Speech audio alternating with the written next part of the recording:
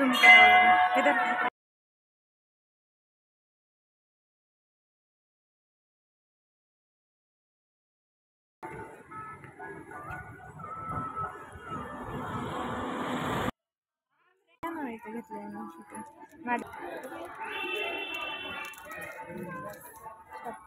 Good morning सगळ्यांना. Hello, मी प्रतिमा, तुमचं परियाण मॉममध्ये मनापासून स्वागत करते. तर आज मी लवकर उठलेली आहे आणि आज सगळं मी आवरलेलं आहे, तुम्ही बघू शकताय. आणि आज मी बाहेर जाणार आहे आणि कुठे जाणार आहे ते मी तुम्हाला कळेलच, आणि त्यासाठी तुम्हाला माझा ब्लॉग शेवटपर्यंत बघावा लागेल.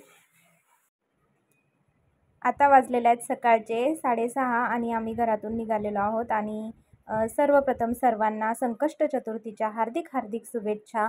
तर आज आम्ही आलेलो आहोत अष्टविनायकापैकी एक महागणपती रांजणगाव येथे. तर तुम्हाला या ब्लॉगद्वारे मी महागणपती रांजणगाव इथे गणपतीचं दर्शन घडवणार आहे. तर हा ब्लॉग तुम्ही शेवटपर्यंत नक्की पहा. आणि व्हिडिओ आवडल्यास व्हिडिओला लाईक करा, शेअर करा, कमेंट्स करा आणि सबस्क्राईब पण करा. चला तर मग आपण आता एंट्री करूया.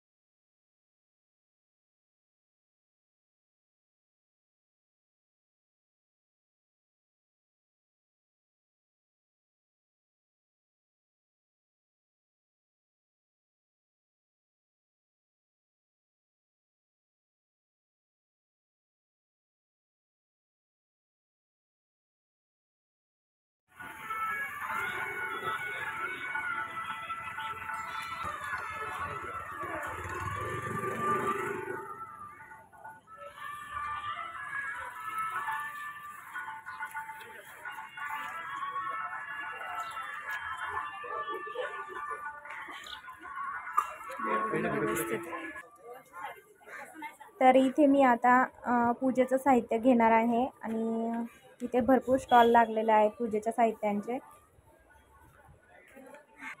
तर मी इथं आता पूजेच्या साहित्याच्या ताटामध्ये एक हार, दुर्वा, श्रीफळ आणि थोडासा प्रसाद पण असतो त्यामध्ये, ते मी आता घेतलेलं आहे. आणि हे ताट मला 60 रुपयाला बसलेलं आहे. आता मी मंदिराकडे एंट्री करते, तुम्ही पाहू शकताय. तर मी आता आतमध्ये एंट्री करते.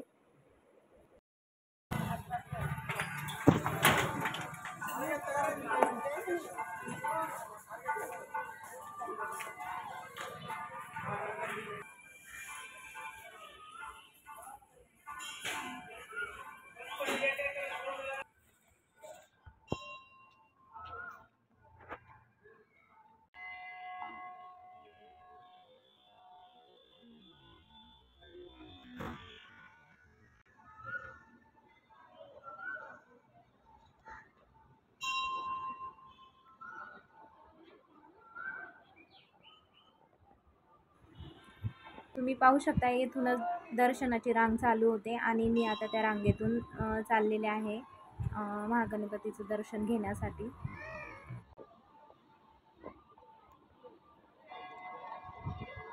आणि हा मंदिराच्या आजूबाजूचा परिसर आहे. आणि इथे पाहू शकताय तुम्ही थोडीशी गर्दी आहे, कारण मी सकाळी खूप लवकर आले होते 8:30लाच. आणि हा पण मंदिराच्या आजूबाजूचा परिसर आहे. आणि आता दर्शनाची रांग बघू शकता तुम्ही, थोडीशीच आहे, त्यामुळे आम्हाला जास्त उशीर नाही लागणार आहे. तिथे खाली घास होता त्याची घ्यायची.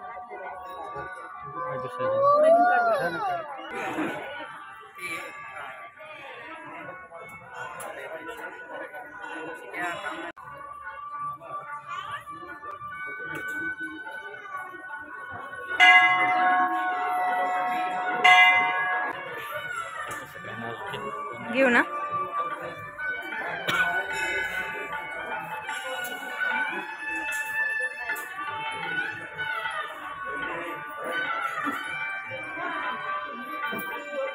गणपतीचा फोटो असू दे ना.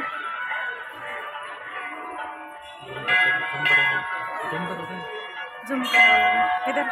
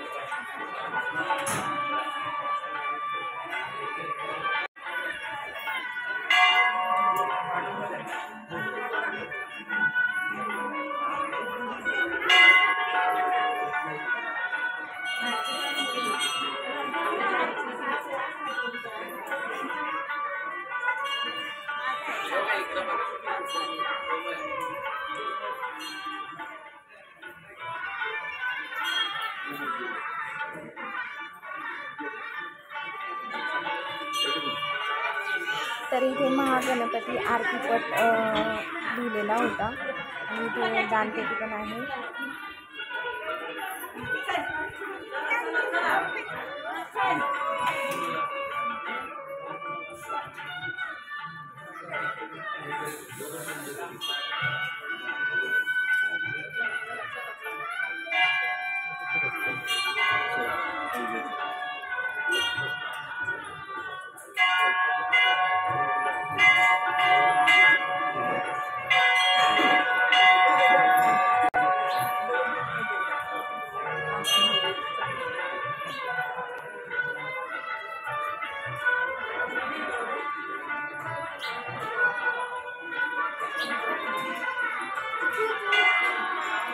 शीर्ष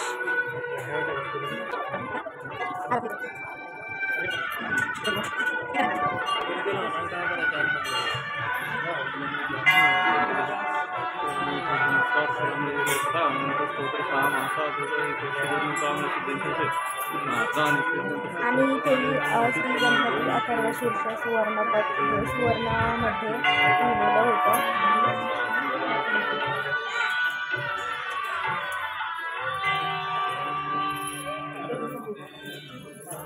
मोबाईल बंद करा.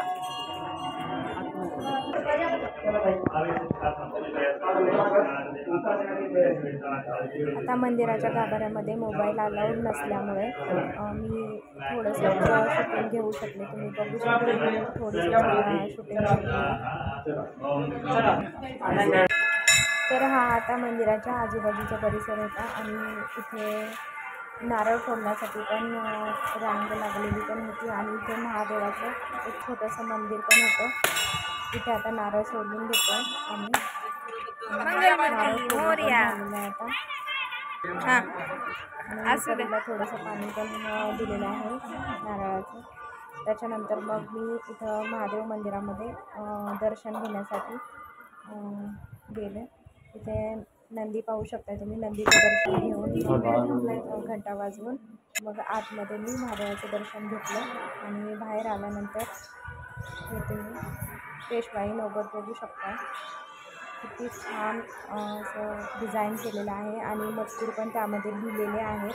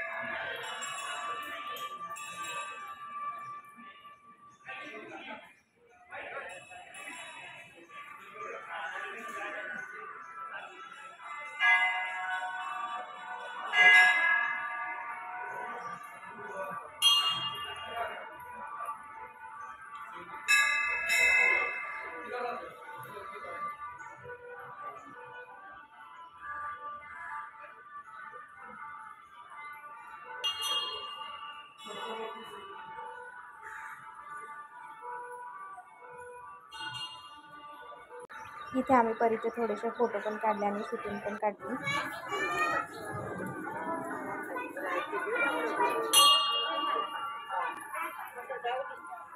आणि इथे विठ्ठल रुक्मिणीचं पण छोटंसं एक मंदिर आहे, तिथे मी दर्शन घेऊन बाहेर निघालो आम्ही. आणि अशा प्रकारे आमचं दर्शन छान झालं.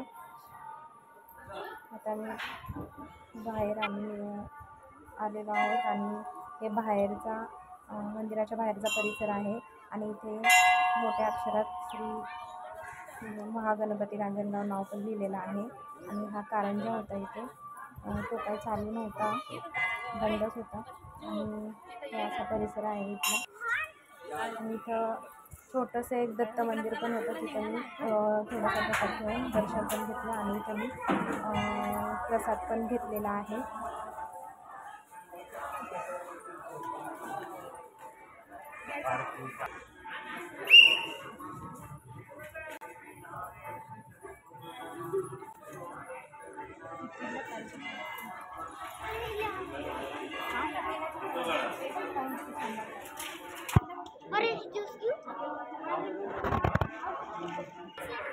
व्यवस्थित घ्या सगळे. आणि इथे बघू शकता खूप साऱ्या गणपतीच्या मूर्त्या आणि मी ही मूर्ती चॉईस करून घेतलेली आहे. खूप छान होती. आज संकष्टी चतुर्थीच्या निमित्ताने मी मूर्ती खरेदी केलेली आहे. आणि इथे बघू शकता तुम्ही हा रानमेवा, इथे चिंचा खूप होत्या आणि चिंचोके पण होते, कवट पण होतं आणि शेंगदाणे, फुटाणे, परत मीठ लावलेली जांभळं कशी आहे, जांभळं असं लहान मुलांना लागणाऱ्या चॉकलेटी गोळ्या हे सगळं होतं तिथं. हे पाहून लहानपणाची आठवण आली. आणि आता आम्ही गार्डनमध्ये आलेलो आहोत. मी तुम्हाला आता गार्डनचा परिसर मी दाखवते. आता आम्ही गार्डनमध्ये आलो आहे आणि तुम्ही बघू शकता किती छान हिरवंगार आहे सगळीकडं.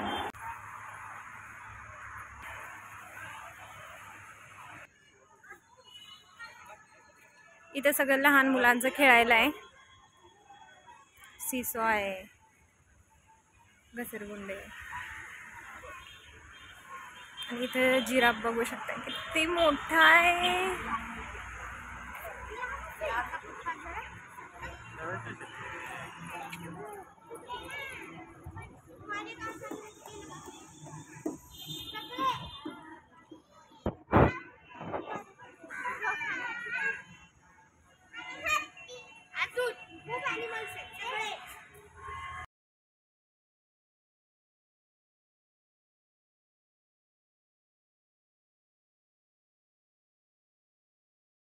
आणि तुम्ही बघू शकता ही बैलजोडी किती छान होती. आणि हे पाहून मला लहानपणाची आठवण आली, कारण लहानपणीच असं आपल्याला सगळं गावाकडे बघायला मिळतं. आणि इथं मी परीला पण ते दाखवत होते आणि परीला ते पाहून खूपच कौतुक वाटत होतं. परी म्हणत होती किती छान आहे हे, आणि मला बोलत होती की मम्मी हे किती छान दिसतंय आणि मी असलं कधी पाहिलंच नव्हतं अशी म्हणत होती. तर म्हणत होती ह्याचे डोळे बघ ना किती सुंदर आहेत, तिला खूप कौतुक वाटत होतं.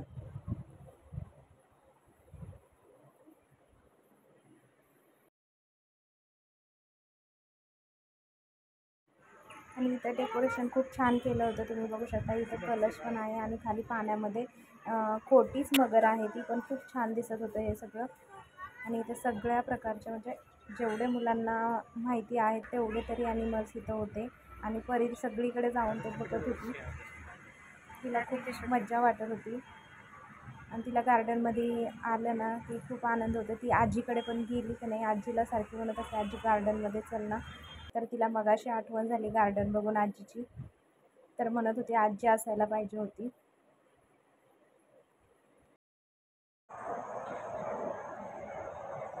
चालू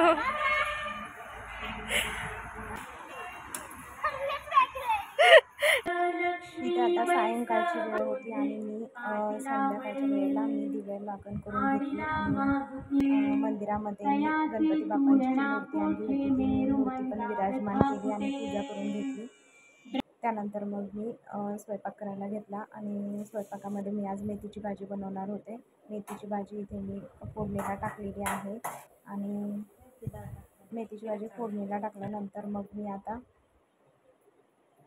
आज खीर पण बनवायचं ठरवलं होतं. इथं मी तूप संपलेलं होतं म्हणून तूप पहिलं मी बनवून घेतलं आणि त्यानंतर मग मी खिरीची सगळी पूर्ण तयारी करून घेऊन मी इथं तांदळाची खीर बनवून घेतलेली आहे आणि सगळे ड्रायफ्रूट टाकून सगळं वेलची पावडर वगैरे सगळं टाकून मी व्यवस्थित छान खीर बनवून घेतलेली आहे. आणि इथं माझ्या चपात्या पण रेडी झालेल्या आहेत आता. आणि मी इथं पूजेचं ताट पण तयार करून घेतलेलं आहे आणि गणपती बाप्पांची आता मी आरती करून घेणार आहे, कारण चंद्रोदयाचा टाईम पण झालेला होता. त्याच्यामुळे मी आता गणपती बाप्पांची आरती करून घेतली आहे. इथं गणपती बाप्पांना जे मी मोदक रांजणगाववरून घेऊन आले होते ते मी तिथे गणपती बाप्पांना अर्पण केलेले आहेत. आणि इथं मी दर्शन घेऊन आरती झाली आमची. आणि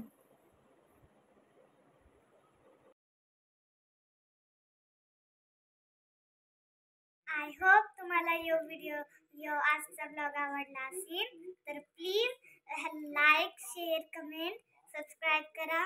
मग बाय.